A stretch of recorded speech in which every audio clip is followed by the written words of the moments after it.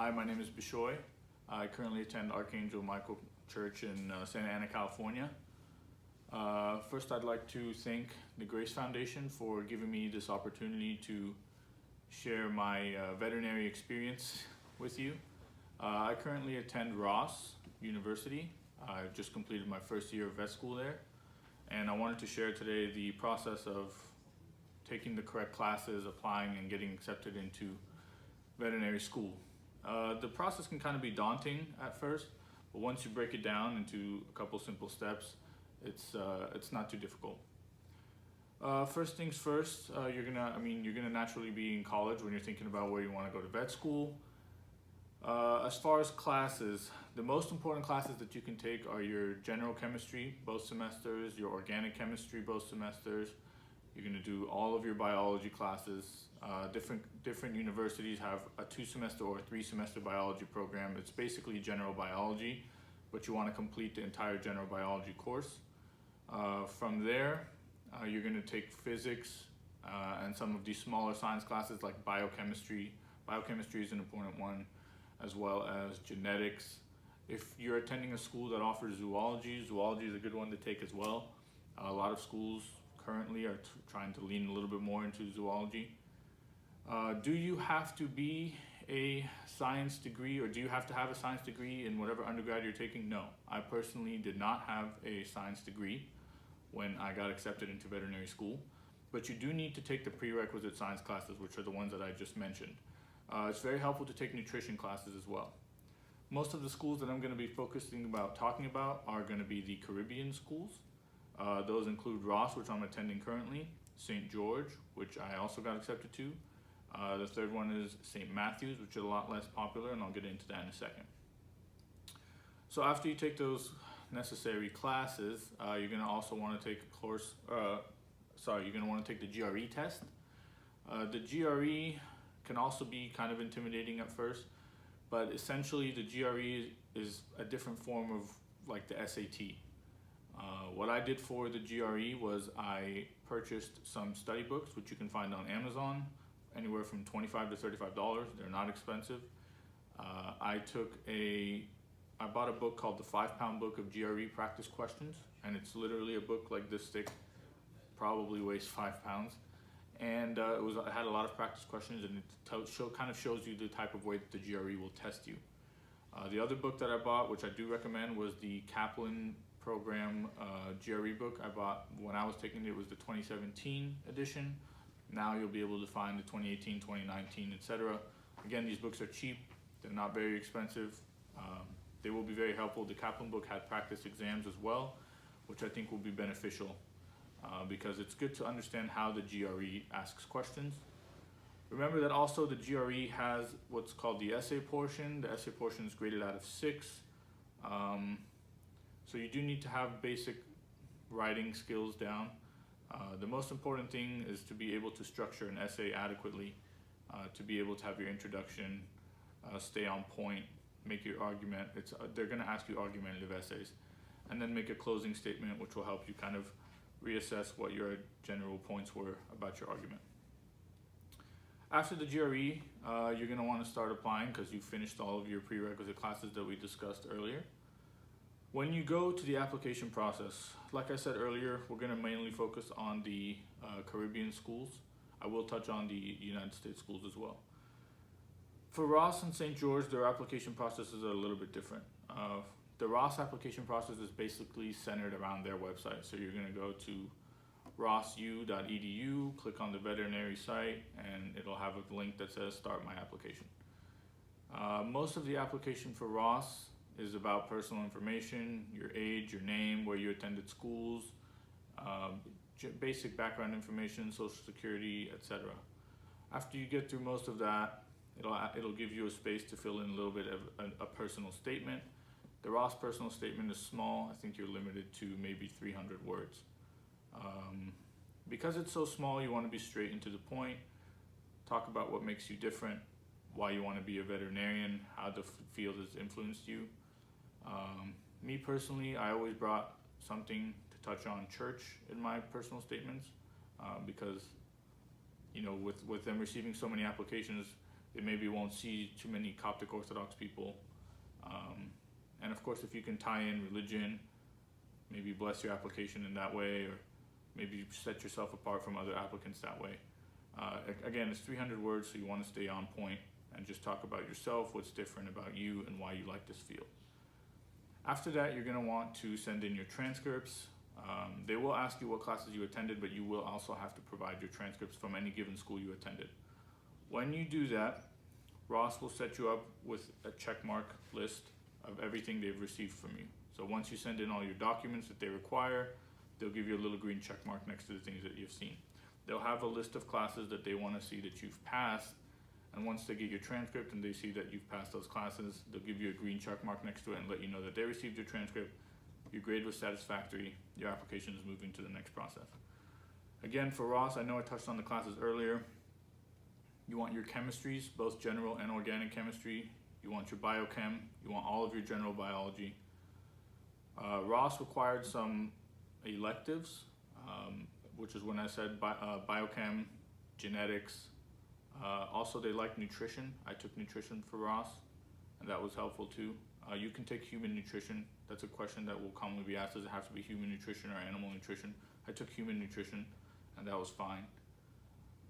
After you've finished all the classes, they'll let you know that your application process is moving forward. And for me personally, my interview with Ross was done through Skype.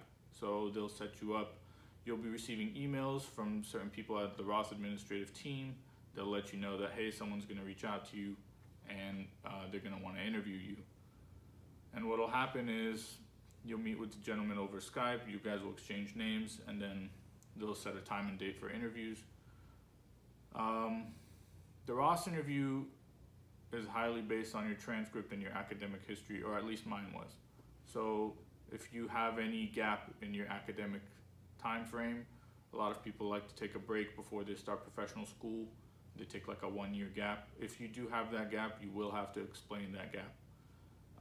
If you have bad grades and you retook a class or you did something to improve your GPA, focus on that, because what will happen is they'll ask you about, or at least in my experience, they'll ask about the kind of grades you received, and if they were poor, what you did to improve them. So have that answer ready. Maybe say something along the lines of, I changed my study habits, etc. They'll ask you why you want to be in the field, what you like about the field, and what you dislike about the field. That was another big question. What you would do to change anything about the field. If you tell them what you dislike, they might follow up with what you would do to change it. They'll talk about your personal background, where you're from, what you like to do in your free time, what your family situation is, what your parents do, if you have siblings, etc. They'll ask you about your work history, how long you worked, where you worked. They will ask you about a lot of extracurricular activities. If you mention any, they'll like to see that you're a nice, well-rounded person. After your interview process, then they'll notify you quickly whether or not you have been accepted or not. The St. George academic process is a little bit different. Their application is also highly based on their website, although you can also find them through the American school application system, which I'll touch on in a second. The St. George application is similar to Ross's, but their website is a little bit less interactive. You'll do a lot more things based on email. And in my experience, the St. George team moved a little bit slower than the Ross team, so you may have to do a lot of follow-up phone calls. Most of the classes that you're going to need are going to be about the same.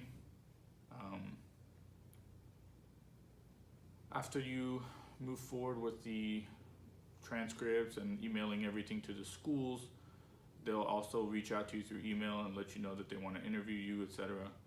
The St. George interview will be a little bit different than the Ross interview, because St. George is more based on selling the school to you, whereas the Ross interview is more about you selling the school to them. You selling yourself to them. The St. George interview, you'll meet somebody in person, so it'll be a little bit of a different dynamic, but they will ask you about all the same things.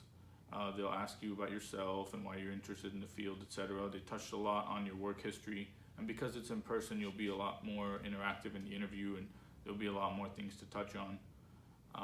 And they are slower to get back to you with an acceptance. As for the United States application process, if you're interested in applying to the United States schools, remember that they are not rolling applications like the Caribbean schools are. So they accept students once a year, so you do have to follow up with the deadlines for the application.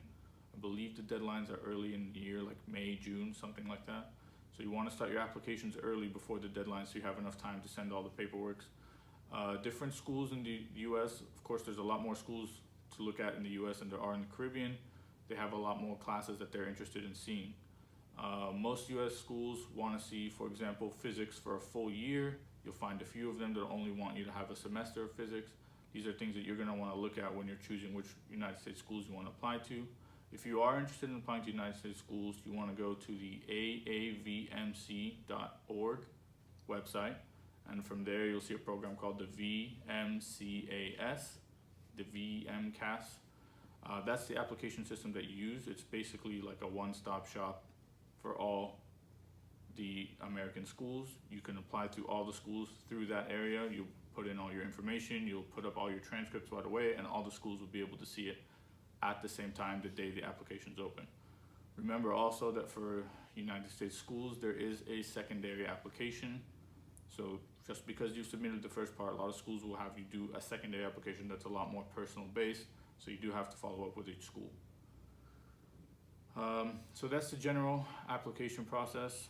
Again, I keep touching on the classes that you need because that's the most common questions, which classes to take. And finally, like I mentioned earlier, you do not have to be a science major or have a heavy science background in your academic career. You can do that separately.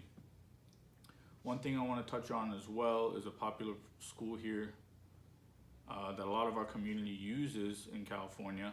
It's called the Southern California University of Health Sciences. The website is scuhs.edu.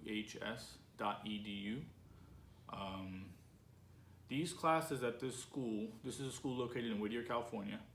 The classes at this school are accelerated, so each class ranges between 4 to 5 weeks, and you take them either Friday, Saturday, or Saturday, Sunday. I personally took all my classes there. I finished inside of a year with all of the prerequisites I needed for veterinary school. Accelerated classes are not for everybody, but I found that, you know, when you're really trying to get, like, if your study habits are in order, you can definitely make it work if you put in the time. The program is accredited, and I obviously the Caribbean schools have no problem accepting the program, so that was very helpful for us because it moved you quickly. So if you can organize your schedule to take all the classes back to back, you can finish within inside of 1 year. Each class there ranges from about $1,800 to $2,300. If you take them all back to back, the entire program maybe will cost you around $20,000. You'll finish inside of a year and you'll be off to veterinary school. That was a very popular program that you'll find a lot of other Egyptian people or Coptic people at that school for different careers, whether you want to do medicine or dental, pharmacy. All the science classes that you'll need for veterinary school specifically will be there, as well as those other programs. And again, they do range from 4 weeks to 5 weeks, depending on what schedule you're on. And that's it. That's the basic summary of what you're going to need to do to get into vet school. That's it.